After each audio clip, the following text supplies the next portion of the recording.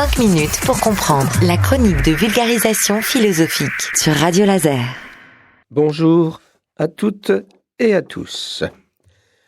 Voilà, nous sommes toujours avec la définition de l'homme. L'homme est un loup pour l'homme. Comme nous l'avons précédemment évoqué, finalement, le seul prédateur de l'homme, c'est l'homme lui-même. Mais avec cet effet pervers, c'est que l'homme qui en fond attaque un autre homme, considère que l'autre homme sort de l'humanité, ce qui lui donne bonne conscience, mais ce qui ne lui permet pas d'accéder à la véritable conscience de soi, parce que la bonne conscience, c'est parfois l'ennemi de la conquête de soi comme être humain, conscient d'être humain. Alors, cette expression « l'homme est un loup pour l'homme » fut beaucoup reprise, notamment par Erasme, donc Rabelais, Montaigne, etc.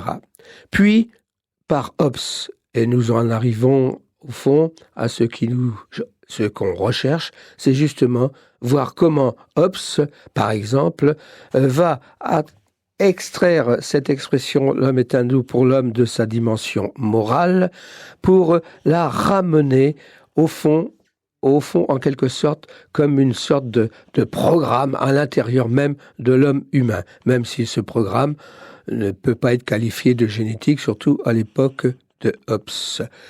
Donc Hobbes considère que finalement, l'homme comme ou loup, si vous voulez, est en rapport avec sa propre nature, c'est-à-dire elle caractérise l'homme comme homme. Bon, alors, mais d'un autre côté, l'homme peut être caractérisé comme une sorte de Dieu. Par exemple, par rapport à un autre homme, l'homme se considère comme divin, puisque en ramenant un autre homme à l'état d'animal, il se donne une supériorité, mais une supériorité qui l'amène à sortir de l'humanité, même si, se croyant hors humanité, finalement, il se ravale lui-même à l'ennemi qu'il veut abattre. Parce que, en considérant l'autre homme comme un loup, il se considère comme supérieur, alors qu'en fait, par nature, il ne l'est pas. Donc, voilà ce que dit Hobbes d'une certaine manière.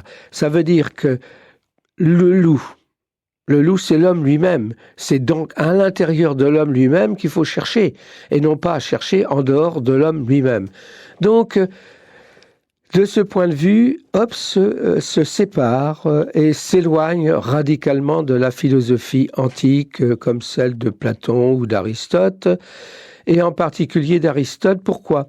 Parce qu'Aristote visait l'organisation sociale sur des principes moraux.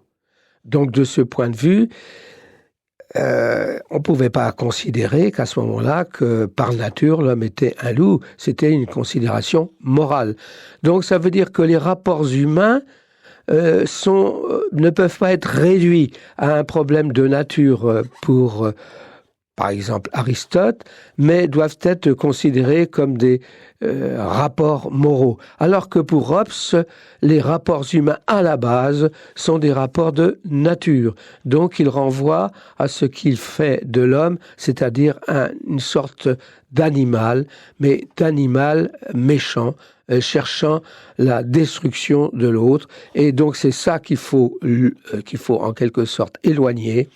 Donc, la conception de l'homme comme animal social par nature est pour Hobbes quelque chose qu'il faut combattre. Il n'est pas social par nature, il devient social par l'histoire.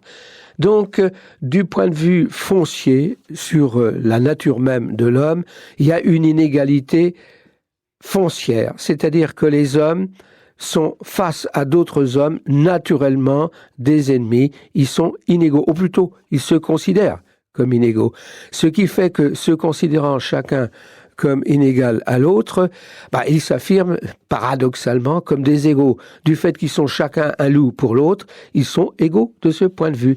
Mais une égalité qui les réduit simplement à des pulsions ou des forces naturelles. Donc, de ce point de vue, Hobbes inaugure ce qu'on peut appeler une philosophie plus contemporaine. À bientôt.